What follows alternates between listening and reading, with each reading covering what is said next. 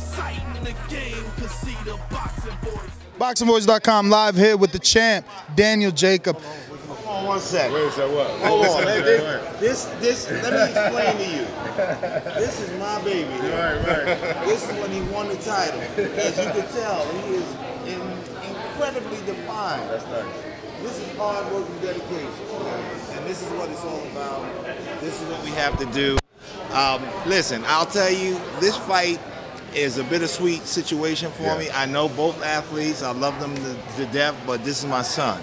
So that means that I have to get him ready and prepared for combat. And we are in the hurt business, so somebody must get hurt up in here. That's right. And it won't be my son. Daniel Jacobs, the Miracle Man. And there's a reason for that. Don't get it twisted. He is a survivor and he's a conqueror. From his battle, his most important battle, with God on his side, he rose to the occasion, he beat cancer. Now, it's time to beat some chocolate ass. At 8-0 with 8 knockouts, he is rising to the next level. That's right. Everyone's talking about Golovkin. Everyone's talking about everybody else but this young man right here. And all he's done was work hard and try to get to the top. Daniel Jacobs, a.k.a. the Miracle Man, will be performing at his best on December 5th, and we will have one hell of a Christmas. And there you have it, Andre Rozier.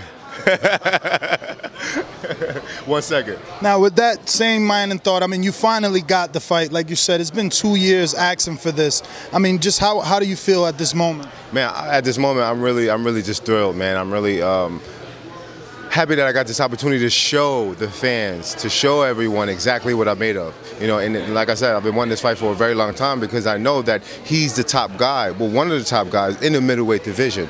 And if I can get a really good outing with him and show exactly what I'm made of, I know I'll gain the respect of the fans. I always found that a bit strange about you, that you give him so much respect. You now being the champion, you're calling him out, you're giving him the fight. Don't you think it should be the other way around now that, because honestly, he avoided you. Whether he thought the fight wasn't ready or you weren't ready, you wanted it, it didn't happen. Now the tables switch. He lost his title or gave up his title. You're the champion. Why don't you feel a sense of entitlement? Why are you so nice? Because I'm not ego tripping. You know, it's for the sport of boxing. It's for my Brooklyn fans, and that's what I'm doing it for. So whether or not the fight was made because of him or because of me, I'm just happy it's happened. I just want to be able to give my family and friends and true fans a great showing. And like I said, I give him credit because he was a former world champion, and he didn't technically lose his belt in a defeat. So, you know, technically he's still a champion or of that caliber. You know, so I'm not praising him, but you still have to respect the guy because his record speaks for itself. You know, his resume speaks for itself, and I do feel like I am the better athlete, I am the better fighter, and I will beat him December 5th. But you know, I wanted to make this fight for a very long time because of the fans in Brooklyn. Now, saying that you're a better athlete is something that I agree with. I feel like you can definitely box him from the outside, you know, use your legs. He's a counterpuncher. He likes to have his legs spread wide apart. Do you feel that that's the tactic that you can use in this fight? Just stay on the outside, keep him at the end of your stick and circle him? That's one of the tactics, yeah. I think that's the obvious of one of his flaws that we can capitalize off of. But I mean, I think there's a lot of things that we can capitalize off him, and even taking his power away from him, I think is a really cool technique that we're working on now as well. So I think you're going to see a different Daniel Jacob than you've been seeing in the past in this fight, because this fight of the magnitude, not just of the opponent, but just everything surrounding it. I mean, I have to be 110%, and I have to be at my very best. Because of certain things that happen in your career, he feels the game plan is to pressure Daniel Jacobs. He doesn't act, he feels that you don't perform well under pressure. Yeah, that's what him and his camp are saying.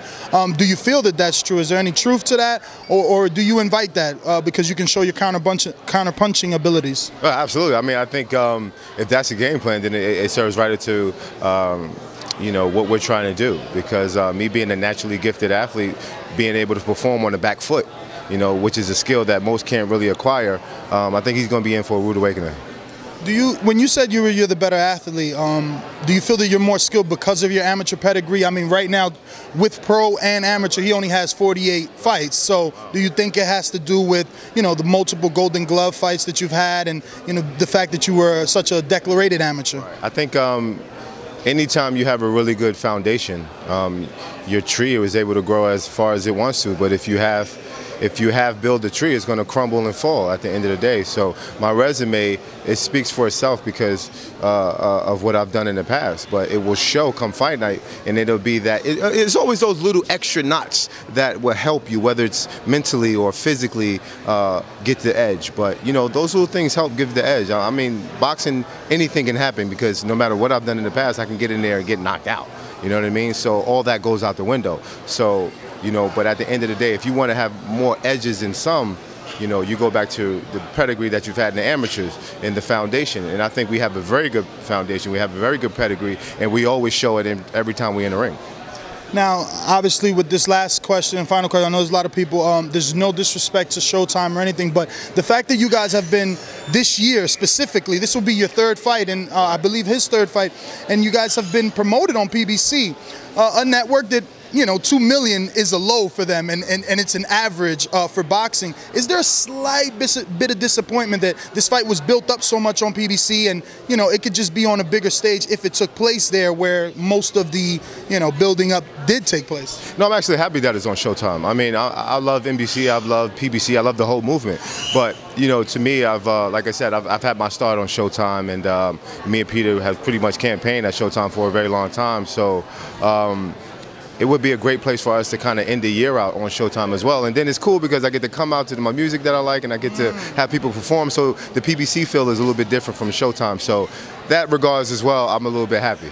Does it give you that super feel, the super fight feel because of the Premier Network?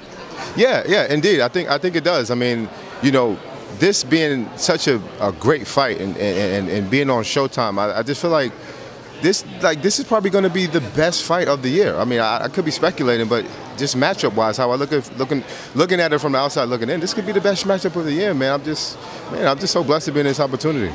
Well, thank you very much, and we wish you the best of luck. Can't wait for your fight. I appreciate you. Thank you.